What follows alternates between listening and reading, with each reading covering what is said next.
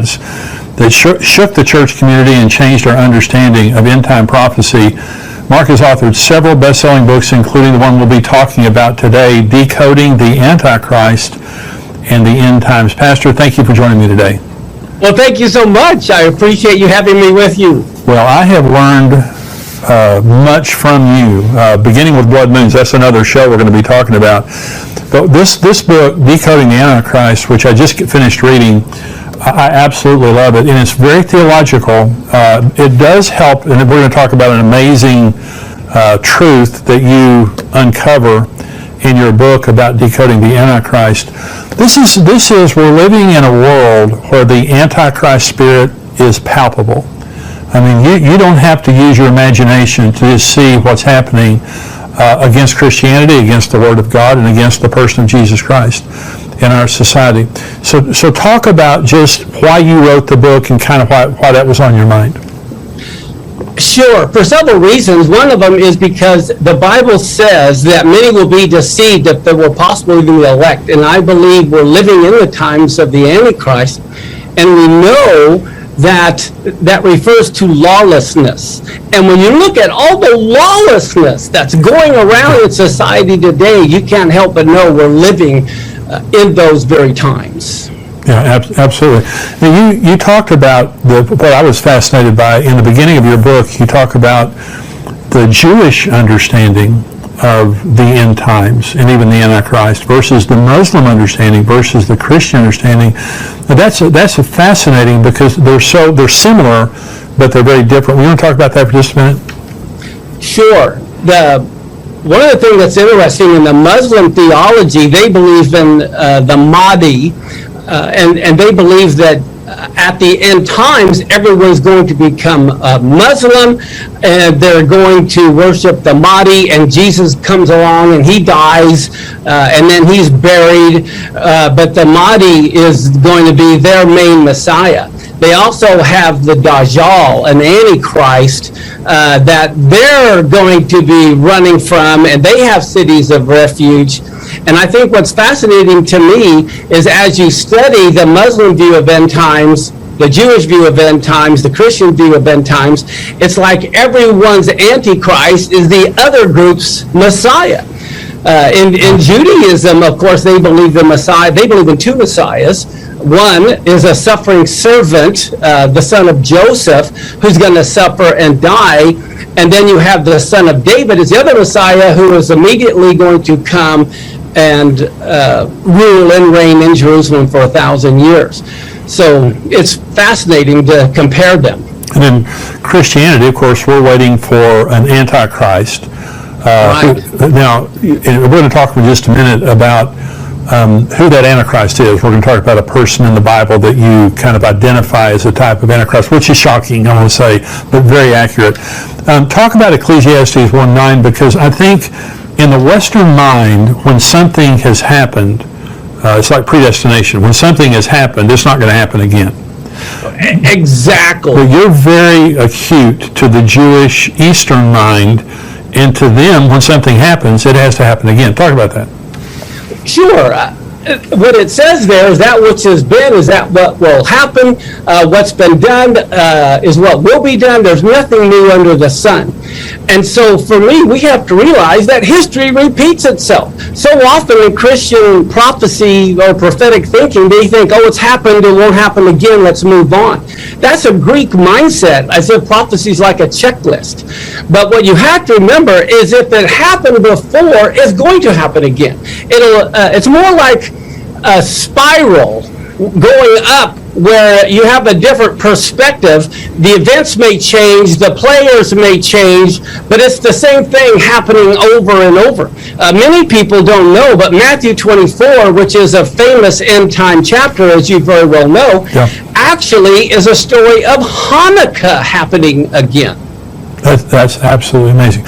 So explain Hanukkah, and this, because we're in that season right now, that talk about Hanukkah and how all that happened. Sure. Hanukkah happened, first off, many people say Hanukkah's not in the Bible. It's all over in the Bible. Yeah. First off, Hanukkah just means dedication.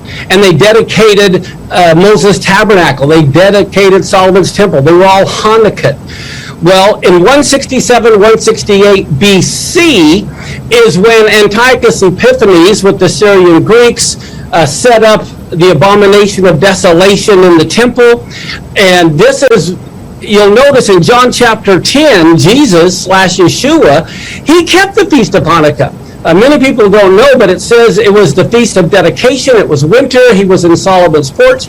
Well, that's Hanukkah. Yeah. And so even Yeshua was there at the Feast of Dedication, and I believe that's when he was conceived, and also it was during Hanukkah that the flood rain stopped and the rainbow first appeared. Wow, that's amazing. So if it happened before, it's going to happen again. You talked about Haman and Purim. Yeah.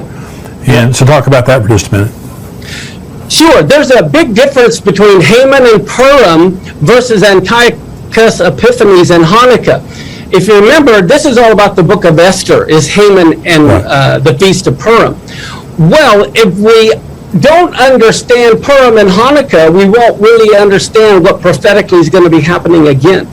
Haman, the big thing for him was annihilation. Kill all the Jews, I don't care what.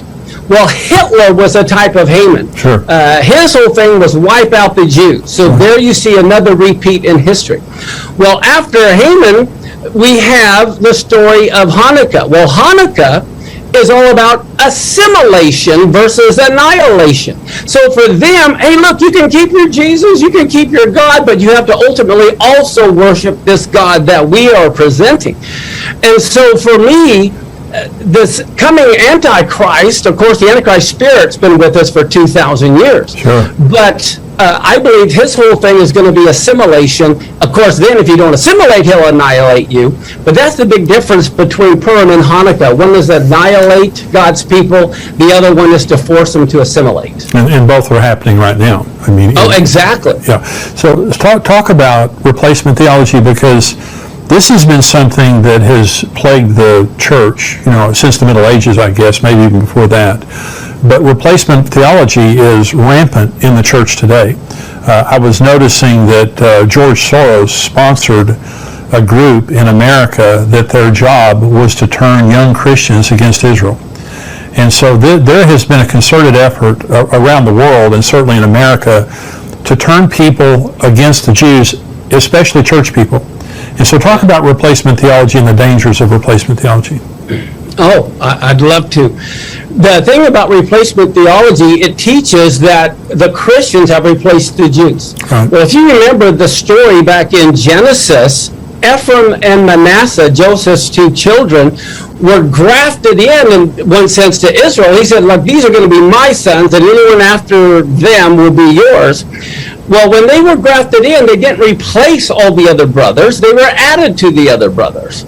Well, it's the same thing today. The church can never replace Israel. One of the things that's so sad, if you remember, at the golden calf, God was going to destroy Israel. And Moses got up and said, no, don't destroy him, because then the Egyptians and the rest of the world will say, either you were a liar or you were impotent and couldn't do it. Well, for Christians today to say that God couldn't do it and we've replaced Israel, then Christianity today is saying God was a liar because he can't fulfill his covenant, or else he was unable to. Right. So that's one of the most horrible things about replacement theology, is what it says about God. That's right. Well, Martin Luther was anti-Semitic. And totally. Hitler got much of his inspiration of the final solution from Martin Luther. And so, the danger of this, and I tell people the story of how I fell in love with Israel. I grew up in Texas, in West Texas. I never knew a Jew, and I had never heard of Israel. And I got saved when I was 19, and my wife and I went into a Christian bookstore, and I saw a poster on the wall that had a menorah, and it had one word, Israel. And it's like I had seen the most beautiful woman in the world, and I fell totally in love. And I went up to the manager of the bookstore at the counter, and I pointed over to that poster on the wall, and I said, I didn't know how to say Israel. I thought it was Israel. And I said, that Israel thing on the wall, what is that? He said, well, that's Israel. And I said, I don't know what that is. He said, well, it's a country in the Middle East. I said, okay. And he said, well, that's where Jesus lived. And I said, really? He said, yeah. That's how I fell in love with Israel. And so I didn't know anything about it. I mean, it was totally 100% madly in love with Israel. So the first time I heard someone make a comment against the Jews, it was just like you're talking about my mother. You know, you're just talking about someone I love. So it was a supernatural experience for me, but I've been shocked by how much of the church has been affected by this. And I was at a funeral last week, Marcus Lamb's funeral, the Daystar Network. Right. I was at his funeral. Pastor John Hagee was talking, and he loves Israel very much, and he said, the most important promise in the Bible is, I will bless those who bless you, and I will curse those who curse you. And you look at world history, there has never been a nation in the history of the world blessed that cursed Israel or came against Israel. And of course, this week, the United Nations has sent 6 different censures against Israel.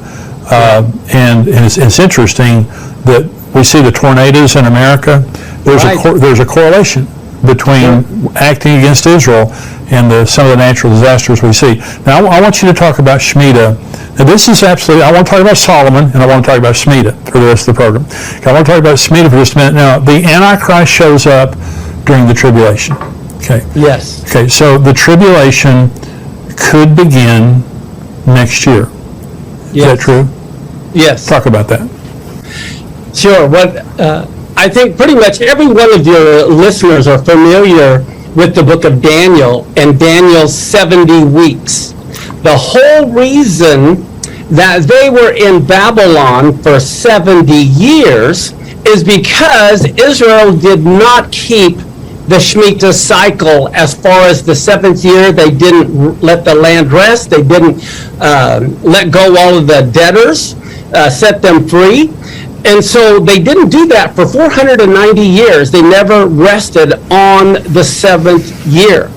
And so this is why they were in captivity for 70 years, God says, so the land could get all of the rest it missed at one time.